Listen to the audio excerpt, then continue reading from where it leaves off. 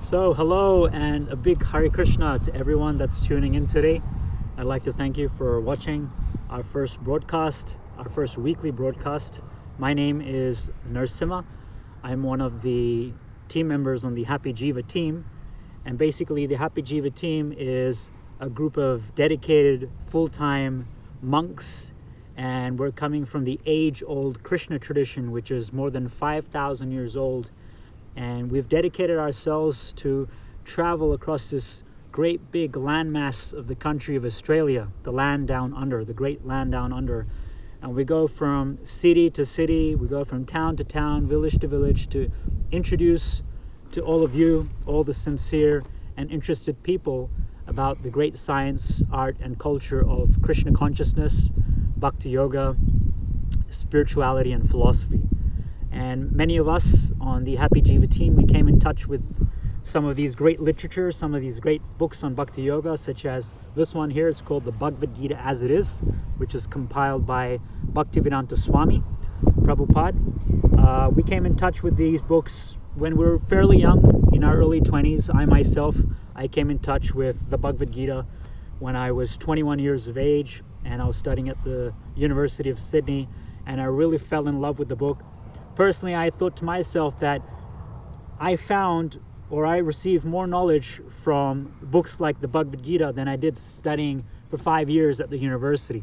So this knowledge was really profound for me, and I graduated with 2 degrees. I worked for 1 year, and when I was 24 years of age, I decided to join the monastery in Sydney as a monk. And I've been a monk now for 8 years, and my service is to travel and to reach out to all of you and to share this beautiful knowledge and wisdom with you. So most probably you're watching this video right now because you have met one of our team members face to face, or you've received a book from us, or you've visited our website, and from our shop you've received a book. And if you have received a book, I really like to thank you and congratulate you for taking your first steps in Krishna consciousness.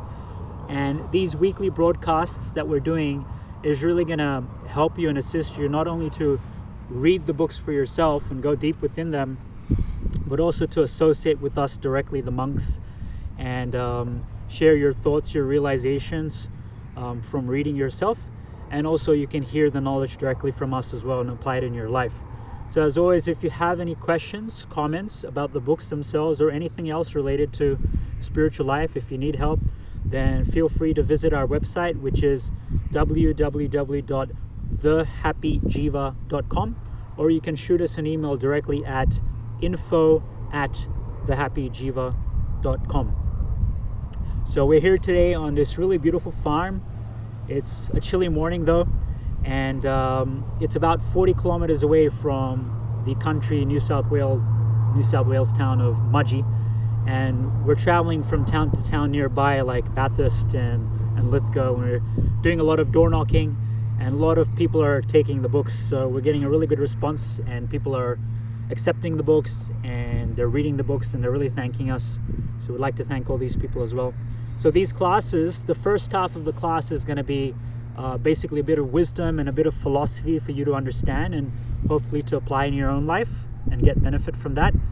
And the second half of these broadcasts will be kirtan, which is a form of mantra meditation, whereby in a group, and you can do it in your own home while you're watching us as well, you can join us as well, it's a group activity. We're going to chant and sing together in a group a special mantra. It's called the Hare Krishna mantra. It's a very popular mantra, you've probably heard of it before.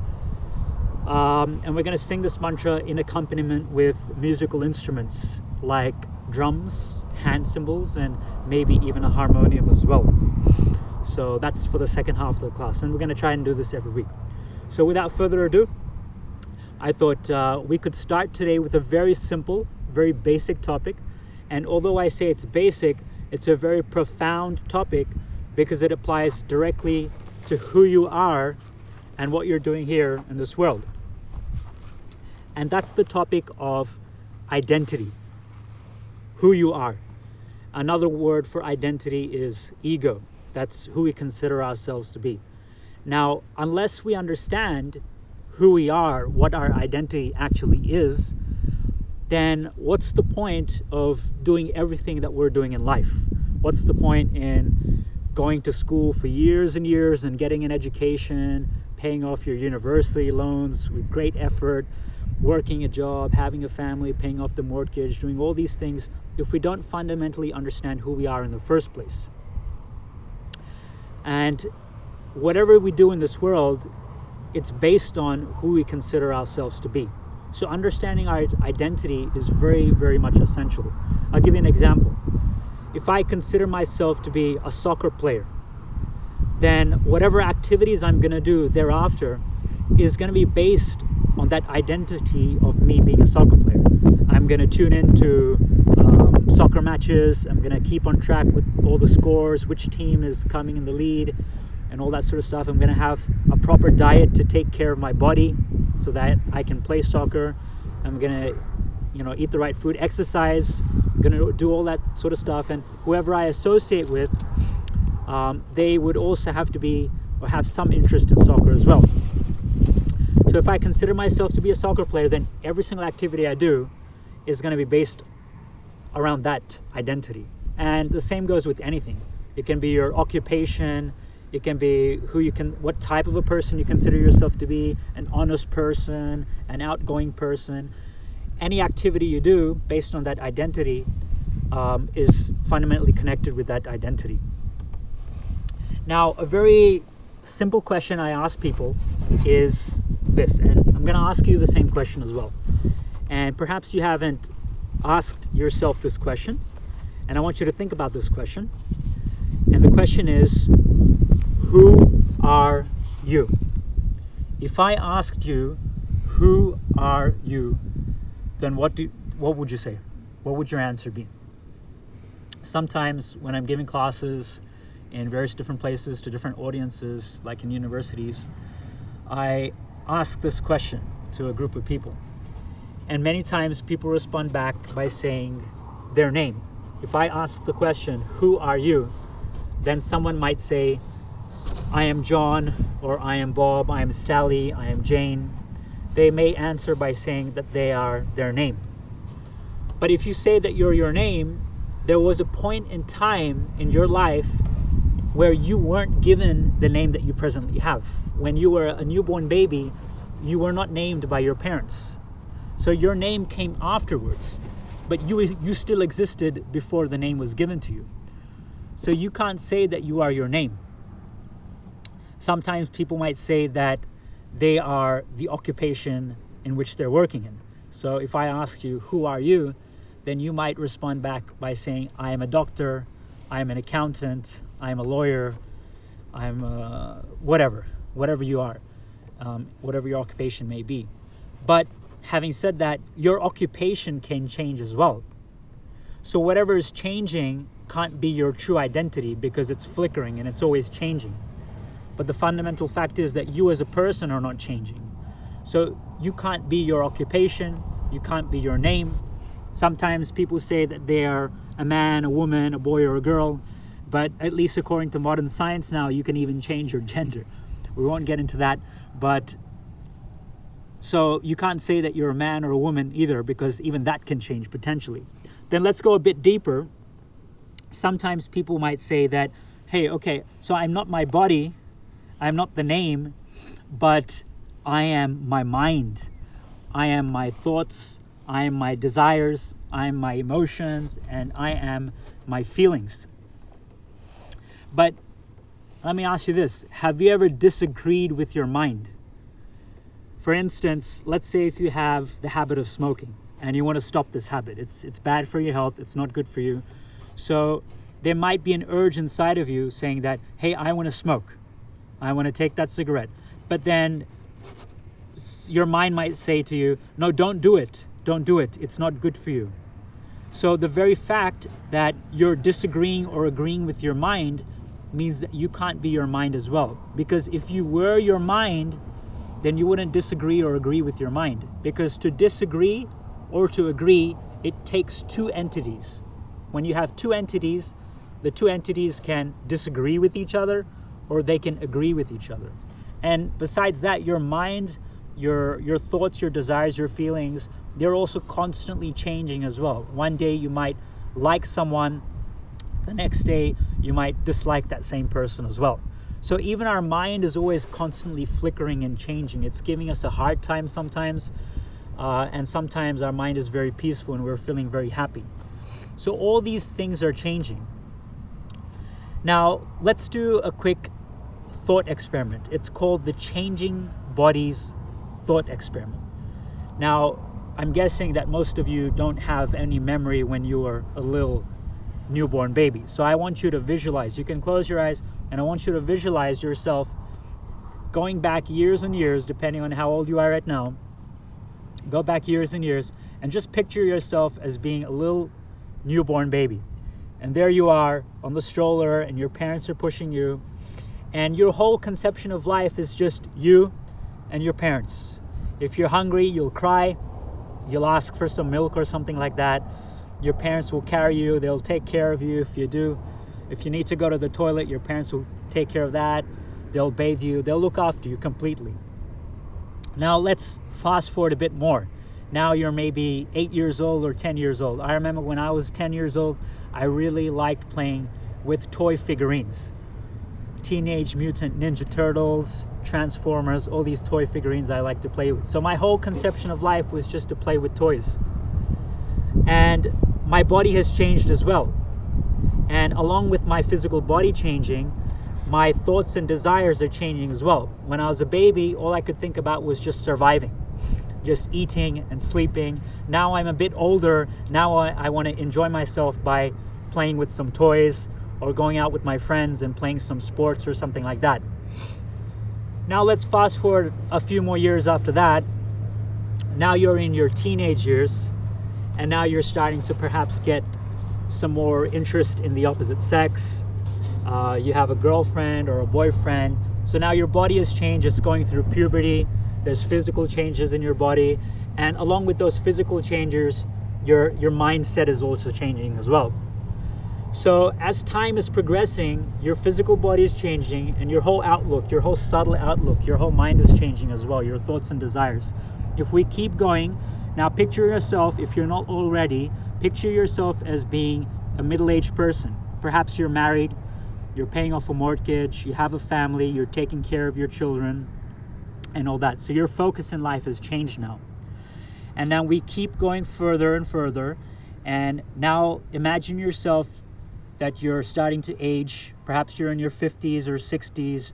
You're getting wrinkles, you're getting white hair, and your body's starting to get old and it's starting to dwindle. Now, along with that, your mind is changing as well. Before, perhaps you used to find enjoyment in going on a holiday, hiking, or watching movies or playing computer games or something like that. But now your happiness is dependent on just the real simple things in life. Perhaps a nice sunny day, perhaps just sitting down, eating some nice food, talking with your relatives, or just hearing some nice music. So there's all these different changes that are happening. There's changes on the physical platform, from the time you're a newborn baby to the time when you're a very old person. Your body has changed in so many ways.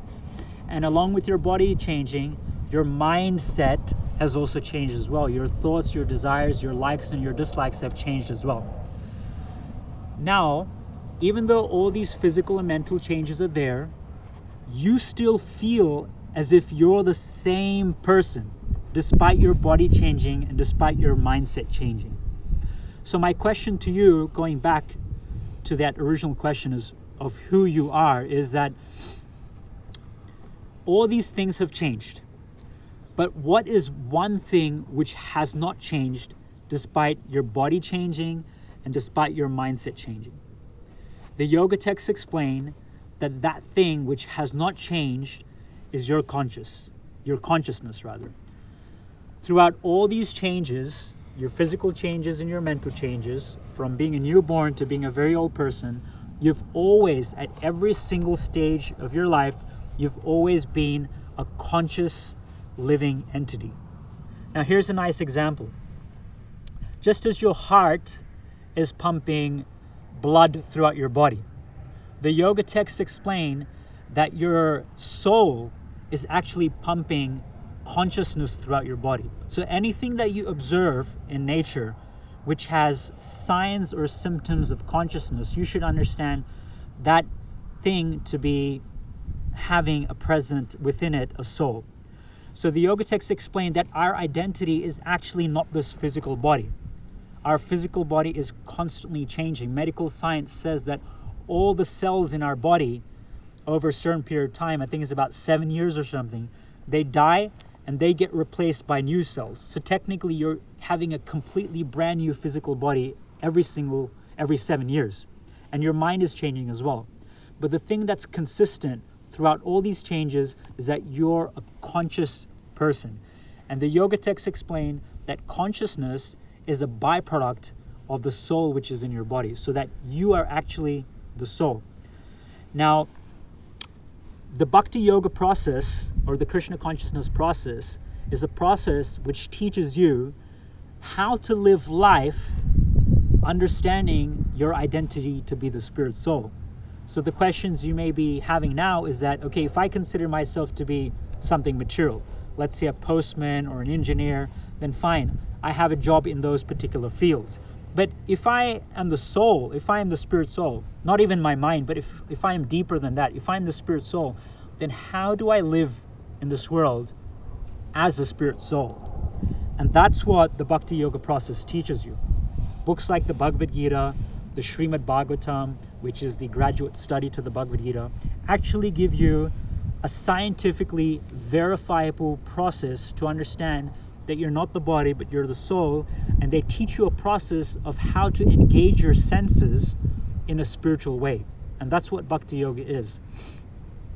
And the prescribed or the most recommended method of meditation to reveal to you, your spiritual identity is the process of chanting mantras. It's called mantra meditation. And it's a specific mantra. It's called the Hare Krishna mantra. And it goes like this: Hare Krishna, Krishna Krishna, Hare Hare, Hare Rama, Rama Rama, Hare Hare. So you might be wondering, what is a mantra? Well, there's two different sounds. There's material sounds, and then there's spiritual sounds. So what is your favorite food? Perhaps you might like pizza or pasta or a salad or a cake or a muffin or whatever. Now, if I chant pizza, pizza, pizza, pizza, pizza, it's not like a pizza is going to appear right before me. In fact, if I keep chanting pizza, pizza, pizza, after maybe 10 or 15 minutes, I'm going to get bored of it. Or even people say that the sweetest sound to your ears, to anyone's ears, is the sound of their own name. But if I keep chanting Bob, Bob, Bob, or, Sally, Sally, Sally, Sally, I'm still going to get bored of it. The name, the sound vibration is going to get hackneyed. It's going to get boring. And I'm going to want to stop chanting it. That's material sound. Spiritual sound, however, is different. The more you chant spiritual sounds or mantras, the more tasty or the more attractive they become to you, to your ear, to your heart, to your mind. And they have a very special quality about themselves. The more you chant mantras, they start to go deep within yourself and they start to clean your heart from all the contamination, like bad thoughts, habits, addictions. If you have depression or anxiety, relationship problems, they start to clean them. And that's on a very basic level. If you keep chanting and hearing very attentively to mantras, then over a period of time, they're going to clean your consciousness and your heart so much that they're going to reveal to you practically, they're going to reveal to you that your identity is beyond this gross physical body and it's beyond your mind, and that you are actually something anti-material in nature. You're actually something spiritual in nature. In fact, you are the soul.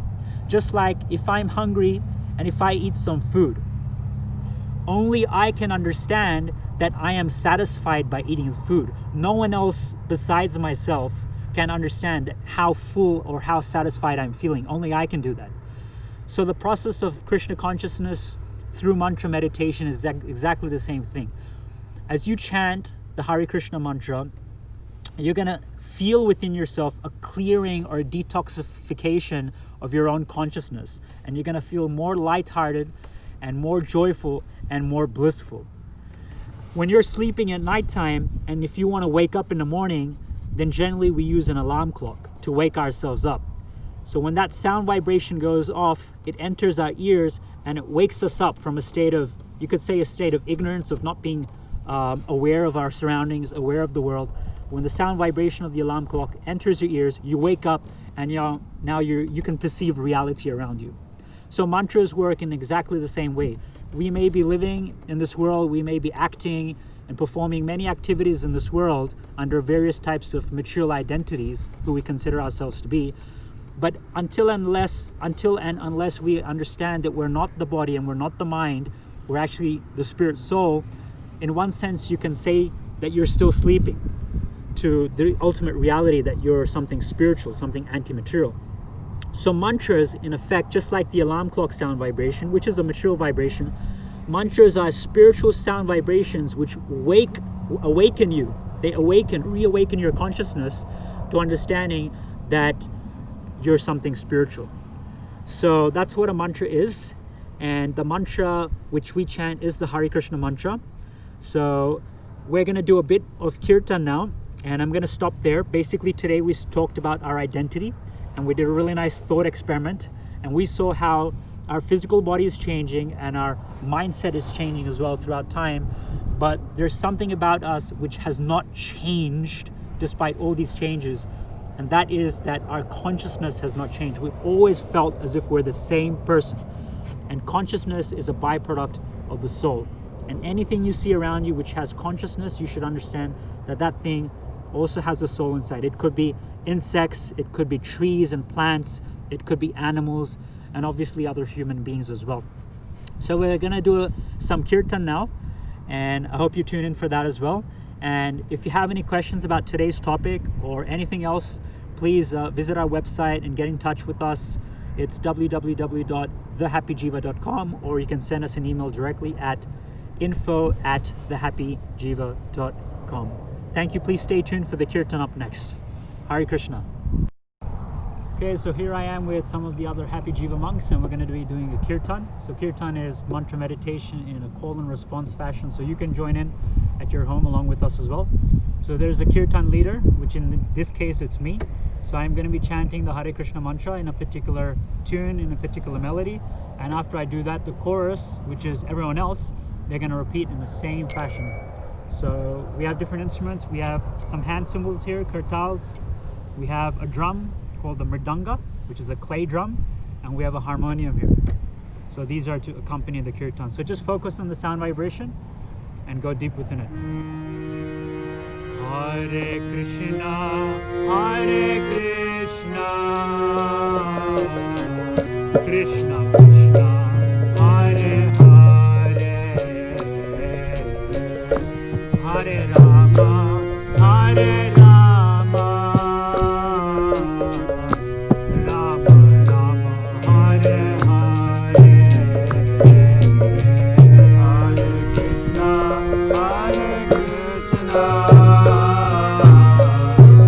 Krishna,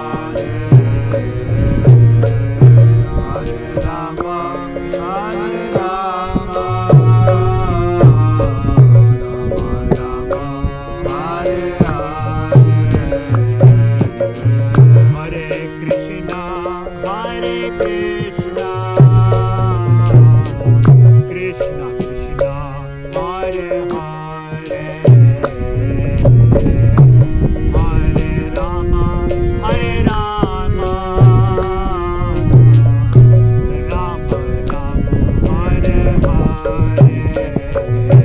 Hare Rama, Hare Rama,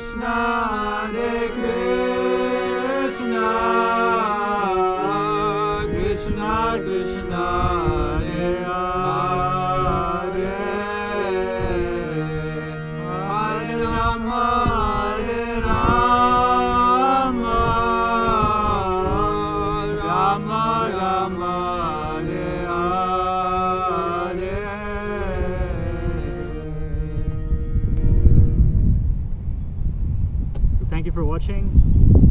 Hope you like the kirtan. Please continue to watch our weekly videos. And for more details, please visit our website, www.thehappyjiva.com, or you can send us an email and keep in touch with us at info@thehappyjiva.com. Thank you. See you next week. Hare Krishna.